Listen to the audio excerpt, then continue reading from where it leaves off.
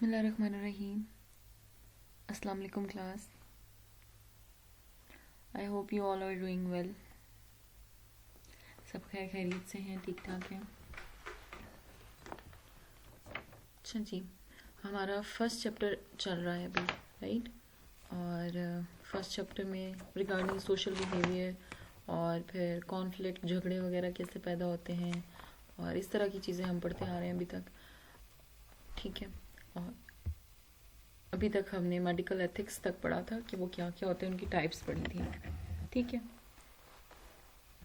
आज हमारा 14th lecture है इसका और ये होपफुली इसी वीक में 1-2 दिन तक ख़त्म हो जाएगा आपका चैप्टर। और फिर आपका यही चैप्टर जो आगे टेस्ट में आपके इंक्लूडेड होगा, ठीक है जी। तो इसको अच्छे से याद करना है आपने, मंथली टेस्ट में ही आएगा आपके। Now today what we are going to study is the responsibility of medical students regarding issues of consent and confidentiality। अच्छा, हमने consent और confidentiality के बारे में पढ़ा था। दो चीज़ें हमने पढ़ी थी कि जो डॉक्टर्स को अपनानी चाहिए, consent और confidentiality। consent होता है रजामंदी, ठीक है, किसी भी इंसान की रजामंदी को इंग्लिश में कॉन्सेंट बोलते हैं। कॉन्फिडेंशियलिटी होता है राजदारी। अगर इसी चीज़ को हम मेडिकल एथिक्स में देखें या किसी भी मेडिसिन की फील्ड में देखें तो इसका डायरेक्ट रिलेशन किससे जाएगा? पेशेंट के साथ जाएगा, ठीक है। कि डॉक्टर को चाहिए कि वो पेशेंट को हर चीज़ बताए, क्या कॉन्सिक्वेंसेस हैं, क्या नताइज हो सकते हैं, जो ट्रीटमेंट उसने इस्तेमाल करना है उसकी बीमारी के लिए, हर तरह के बेनिफिट्स, रिस्क्स और जो भी नताइज सामने आ सकते हैं ट्रीटमेंट से रिलेटेड, बीमारी से रिलेटेड, उनके बारे में पेशेंट को बताए और फिर उसकी कॉन्सेंट से, उसकी रजामंदी से उसका वे ऑफ ट्रीटमेंट जो है वो सिलेक्ट करे। Number 2, confidentiality. कॉन्फिडेंशियल होते हैं वर्ड, तो उससे कॉन्फिडेंशियलिटी एक वर्ड निकला है, उसका मतलब है राजदारी। मीन्स कि डॉक्टर को चाहिए पेशेंट से रिलेटेड जो भी बात है उसको राजदारी में रखे, ठीक है, अपने तक रखे और उसको पब्लिकेट करने की या तशहीर करने की ज़रूरत नहीं है। मेडिकल स्टूडेंट्स जो होते हैं वो कौन होते हैं? मेडिकल स्टूडेंट्स वही होते हैं जो मेडिकल कॉलेजेस में प्रैक्टिस करते हैं, स्टडी कर रहे होते हैं और फिर उनकी प्रैक्टिस का टाइम आ जाता है ड्यूरिंग हाउस जॉब और ड्यूरिंग फाइनल और 4th ईयर। वो सीखते हैं 4th ईयर में, अपने फाइनल ईयर में अपने पेशेंट हिस्ट्री लेते हैं, जबकि उसको कॉन्फिडेंशियल कैसे रखना है और उसकी कॉन्सेंट पेशेंट की कैसे रखनी है जब वो हिस्ट्री लेते हैं पेशेंट की, ठीक है।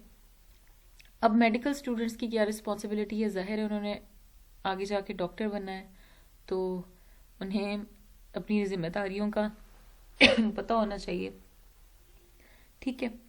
एक जो मेडिसिन के फादर कहलाते हैं हिप्पोक्रेटिस, पोक्रेटिस भी होता है, हिप्पोक्रेटिस भी बोलते हैं, उनकी एक कोटेशन है बड़ी मशहूर। ही सेज दैट जब आपकी मेडिसिन की फील्ड से किसी को लगाव होना शुरू हो जाए या किसी को मोहब्बत हो या किसी को पसंद आ जाए ये फील्ड, तो इसका मतलब ये होता है कि उस बंदे के अंदर लाजमी सी बात है इंसानियत के लिए दर्द है, ठीक है। इसी कोटेशन से अगर हिसाब लगाया जाए तो जिम्मेदारी बनती है एक मेडिकल डॉक्टर की, एक मेडिकल स्टूडेंट की, कि वो पेशेंट की उससे उसकी जो जिम्मेदारियां बनती हैं उन सबको निभाए, पेशेंट से रिलेटेड जितनी भी उस पर रिस्पॉन्सिबिलिटीज हैं उनको निभाने की कोशिश करे, उसका इलाज अच्छे से करे, ठीक है, उसका कोई गलत तरीके से फ़ायदा ना उठाए और ऐसा ना हो कि वो पेशेंट मर रहा है और उस डॉक्टर को अपनी पड़ी हुई है, अपने कामों की पड़ी हुई है। नहीं, उसकी कॉन्सेंट होनी चाहिए पेशेंट की, कॉन्फिडेंशियल रखना चाहिए उसकी बीमारी को, उससे रिलेटेड उसकी हर चीज़ को, उसका बैकग्राउंड हो, चाहे उसका फाइनेंशियल जो भी उसकी रिसोर्सेज हैं, उन सारी चीज़ों को। तो let's start our today's lecture that what are the responsibilities of medical students regarding issues of consent and confidentiality. Number 1 is respect the needs, values and culture of patients they encounter during their medical training. अब medical students को क्या चाहिए कि जब वो अपनी training कर रहे होते हैं ना, मेडिकल ट्रेनिंग, तो उनको जो जो पेशेंट्स, कई तरह के मरीज मिलते होंगे, कोई किस कल्चर का है, कोई किस सूबे का है, कोई पता नहीं कौन सी जुबान बोलता है, और कोई बिल्कुल बैकवर्ड एरिया से, तो हर तरह के लोग होंगे। तो पेशेंट को मेडिकल स्टूडेंट को चाहिए पेशेंट की, उनकी जो ज़रूरियात हैं उसको, उसकी जो वैल्यूज़ हैं, इक़दार हैं, जो उसकी रवायात है, उन सब का ख्याल रखे। अपना नॉलेज मरीज़ पे झाड़ने की ज़रूरत नहीं है, ज़्यादा अंग्रेजियाँ मारने की ज़रूरत नहीं है, ठीक है, या ज़्यादा दबाव डालने की ज़रूरत नहीं है। धीमा लहजा हो, उनकी फाइनेंशियल रिसोर्सेज जो भी है उनका ख्याल रखे। ज़रूरी नहीं है कोई अमीर हो। जो सिविल अस्पताल होते हैं उनमें अक्सर, जो सरकारी अस्पताल होते हैं उनमें बहुत बैकवर्ड एरिया से ज़्यादातर लोग आए होते हैं। तो मेडिकल स्टूडेंट्स पे ये जिम्मेदारी आयद होती है कि वो इन सारी चीज़ों का मरीज़ों से रिलेटेड ख्याल रखे। Number 1, respect the needs, values and culture of patients they encounter. Encounter means face करना during their medical training, जो उनके सामने चीज़ें आती हैं, ठीक है। Number 2 is never exploit patients or the families. Patients को या फिर उनकी फैमिलीज को अपने फ़ायदे के लिए इस्तेमाल नहीं करना, ये मेडिकल स्टूडेंट्स को चाहिए। मरीजों को अक्सर लोग ऐसे करते हैं कि जो बीमारी नहीं भी होती उसकी कोई से कोई बना के अपने फ़ायदे के लिए, ताकि पैसे ज़्यादा लें उससे, ठीक है, महंगी महंगी दवाइयाँ बिकवाते हैं, अपना उनका फ़ायदा हो, ठीक है। इस तरह से एक्सप्लॉइट नहीं करना। एक्सप्लॉइट का मतलब होता है किसी का नाजायज़ फ़ायदा उठाना, किसी की मजबूरी का नाजायज़ फ़ायदा उठाना, ठीक है। तो नेवर एक्सप्लॉइट पेशेंट्स या फिर उनके ख़ानदानों को एक्सप्लॉइट ना किया जाए। These are first two. Then comes hold clinical information in confidence. फिर जो clinical information है, ठीक है, उसको, उसमें कॉन्फिडेंस रखें, मतलब एतमाद रखें, उसमें अपने तक रखें। जो भी पेशेंट रिलेटेड, पेशेंट के रिगार्डिंग कोई भी चीज़ उसकी बीमारी से रिलेटेड है, ये जो भी हिस्ट्री है, उसको कॉन्फिडेंस में रखें, ठीक है। पेशेंट को भी आप अपने कॉन्फिडेंस में लेके उसका ट्रस्ट बहालो, और फिर इसको राजदारी में भी रखें, इस इंफॉर्मेशन को। फिर आता है obtain informed consent from patients before informing them in any aspect of training. obtain informed consent. informed consent हमने पढ़ा था। informed मीन आपने मरीज को हर चीज़ बताई है, consent फिर उसकी रजामंदी ली है आपने कि हाँ आप पे हमने ये ट्रेनिंग करनी है, क्या हम ये कर लें। तो पहले आपने पेशेंट से इन्फॉर्म्ड कॉन्सेंट लेनी है, फिर बिफोर इन्फॉर्मिंग दैम उनको आपने ये बताना है कि हमने आप पे ये ट्रेनिंग करनी है, कि आपकी इजाज़त है। देन स्टार्ट एनी ट्रेनिंग, फिर कोई ट्रेनिंग स्टार्ट करें आप, शुरू करें आप, ठीक है। Next is appreciate the limits of their role in the clinical setting and in the community.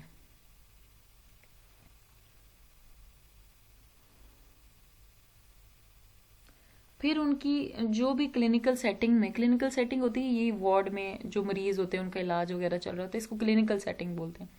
मरीजों की वजह से ही है ना, ठीक है। मरीज अपनी आप पे इलाज करने के लिए, प्रैक्टिस करने की इजाज़त दे रहे हैं मेडिकल स्टूडेंट्स को, तो वो उन पर एतबार करके दे रहे हैं ना, तो उनको अप्रिशिएट, उनकी तारीफ करें कि आपकी वजह से हम ये कर पाए, ठीक। Next is when involved in clinical research adhere to the ethical principles the appropriate national and international guidelines.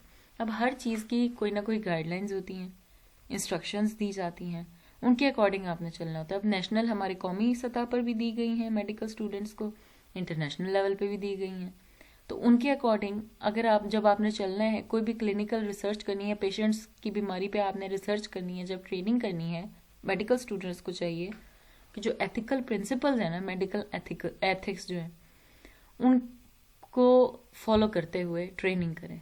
Adhere means according to, मतलब उसके मुताबिक।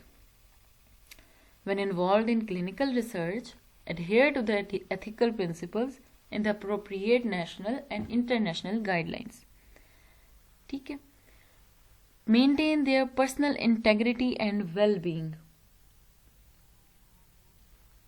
पर्सनल इंटेग्रिटी को बोलते हैं सालमियत, और वेल बीइंग। जब आप मेडिकल स्टूडेंट्स जो हैं इलाज कर रहे हों तो ख्याल रखें कि मरीज की जो सालमियत है उसको नुकसान ना पहुंचे, और वेल बीइंग उसकी सेहत को कोई नुकसान ना पहुंचे। ठीक हो गया। These were the responsibilities of medical students regarding issues of consent and confidentiality. Number 1, respect the needs, values, and culture of patients they encounter during their medical training. Number 2, never exploit patients or the families. Families जो हैं patients की, और खुद patients को, doctor को चाहिए, medical students को चाहिए, उसका नाजायज फायदा ना उठाएं। Hold clinical information in confidence. आप अपने एतमाद में रखें क्लिनिकल इन्फॉर्मेशन को, कॉन्फिडेंशियल रखें। ठीक है। Obtain informed consent from patients. मरीजों से इन्फॉर्म्ड कॉन्सेंट, उनकी इजाजत ले, पहले उनको बताएं ये रिस्क हो सकते हैं, हमने ये ट्रीटमेंट आप पे करना है, तो क्या हम आप पे ट्रेनिंग कर सकते हैं, देन ट्रेनिंग स्टार्ट करें।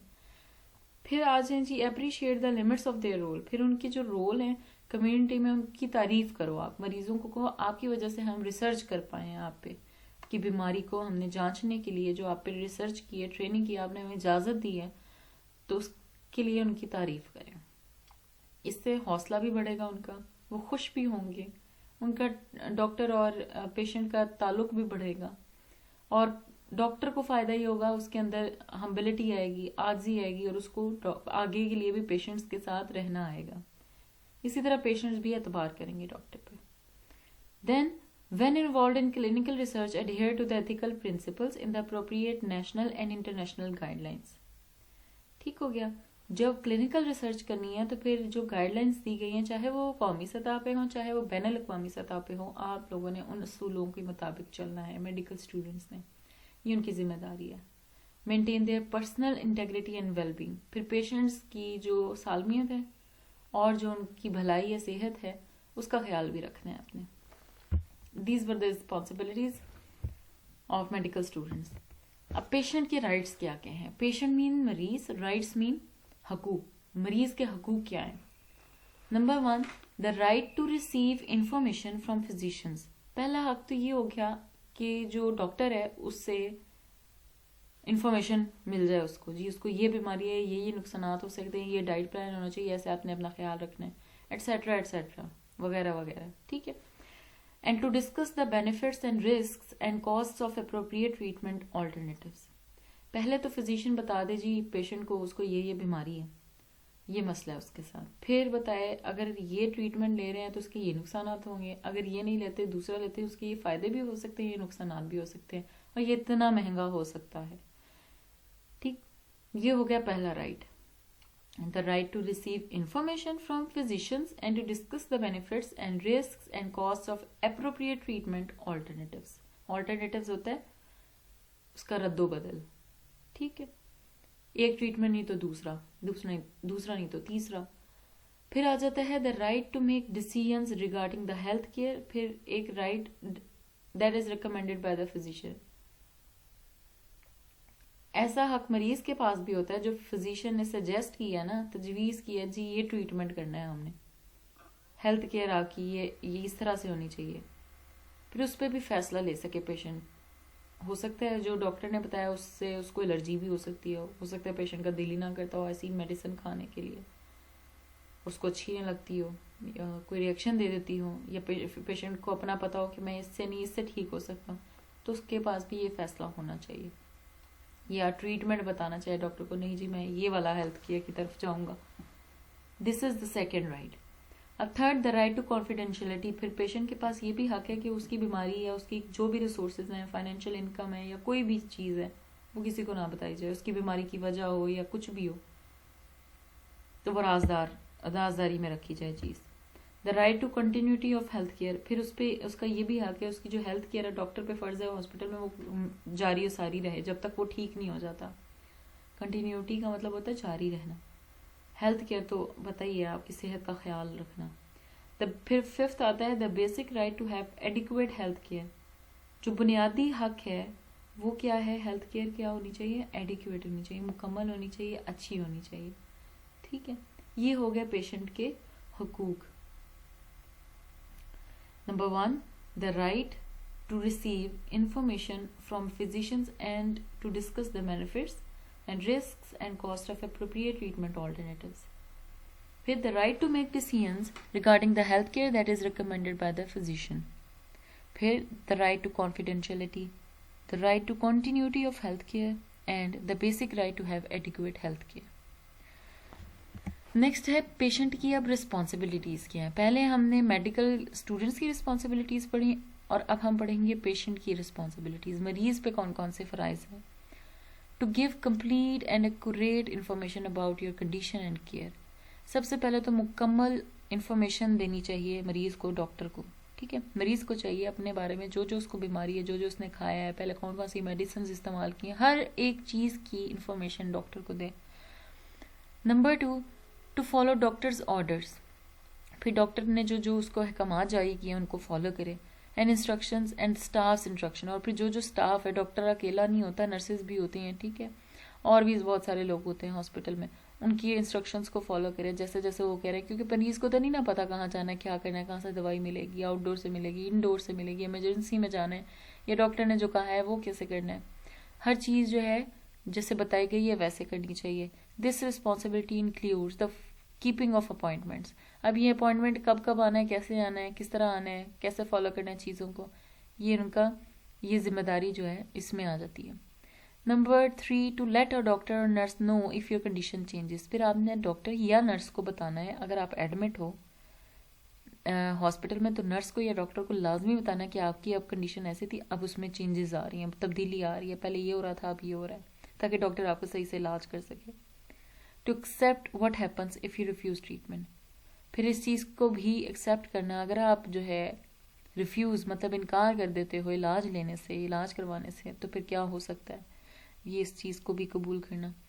टू कंसीडर, इस चीज़ पे गौर करना, the needs and desires of other patients by following all hospital rules and regulations.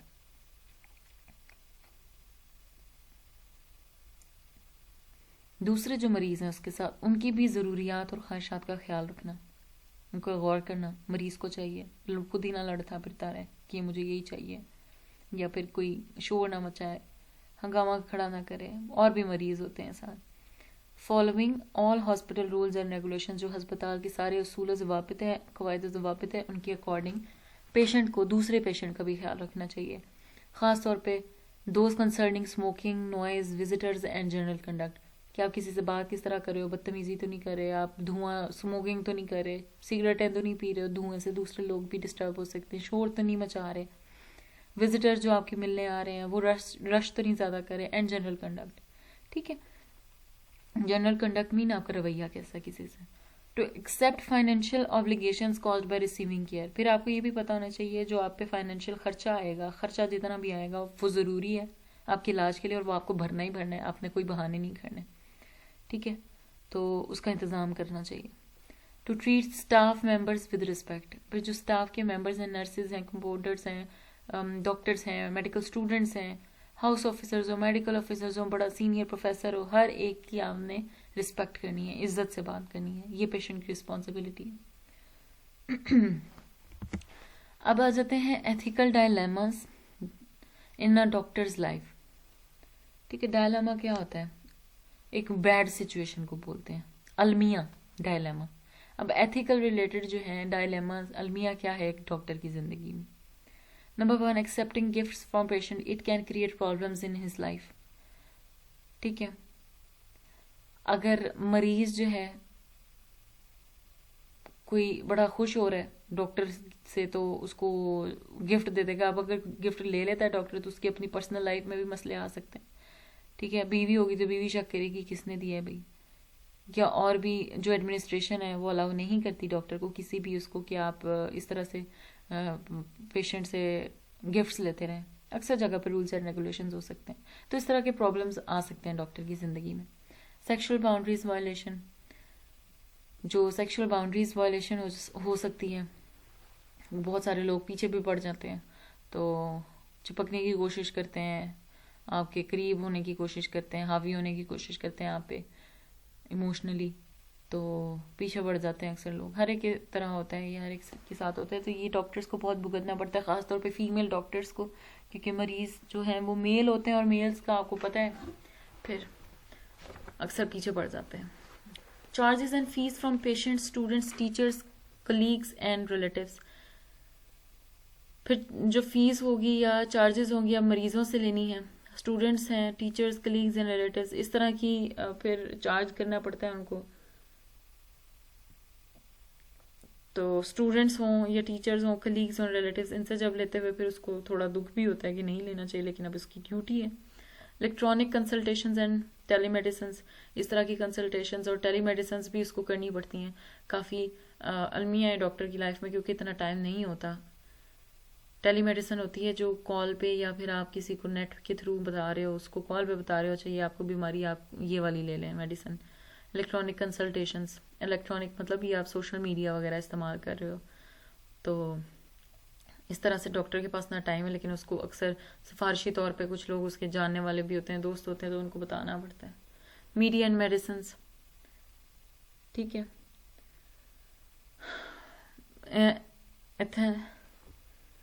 Euthanasia and physician assisted suicide, mercy killing, ठीक है। रिलेशनशिप फार्मास्यूटिकल कंपनीज, फार्मास्यूटिकल, अच्छा ये हमारी फील्ड से रिलेटेड है। फार्मास्यूटिकल इंडस्ट्रीज जो कंपनीज है ना, उनके साथ रिलेशनशिप क्या होता है, जो दवाइयां हैं वो दे के जाते हैं सैंपल फार्मास्यूटिकल कंपनी, फिर डॉक्टर वही जो है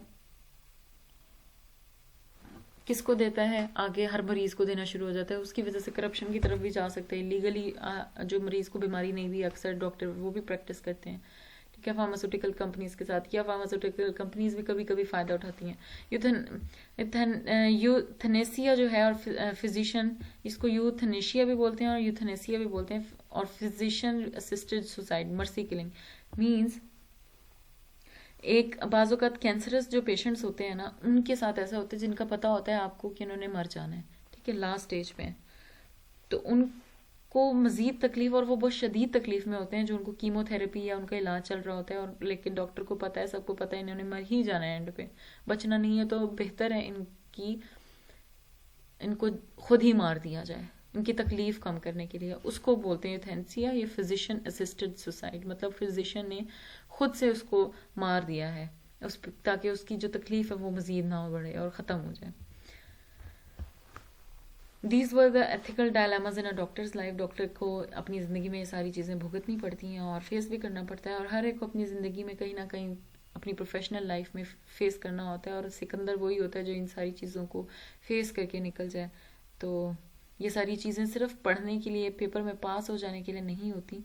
try to follow these guidelines जो आपको पढ़ाएं, इनको अपनी ज़िंदगी में भी प्रैक्टिस करने की कोशिश करें। सोशल एथिक्स ये बहुत अच्छा टॉपिक है, आप लोगों को समझ आए कि आगे ज़िंदगी में भी काम आएगा। सिर्फ टेस्ट में नंबर ले लेने से या कुछ भी कर लेने से इल्म हासिल नहीं होता। इल्म तब हासिल होता है जब उसको प्रैक्टिस किया जाए। हर इंसान गलत हो सकता है, हर इंसान में खामियां भी होती हैं, हर कोई परफेक्ट नहीं होता, but try to follow this subject also in your practical life, ठीक। अपना ख्याल रखिएगा। That was all about for today's lecture. अल्लाह हाफिज़।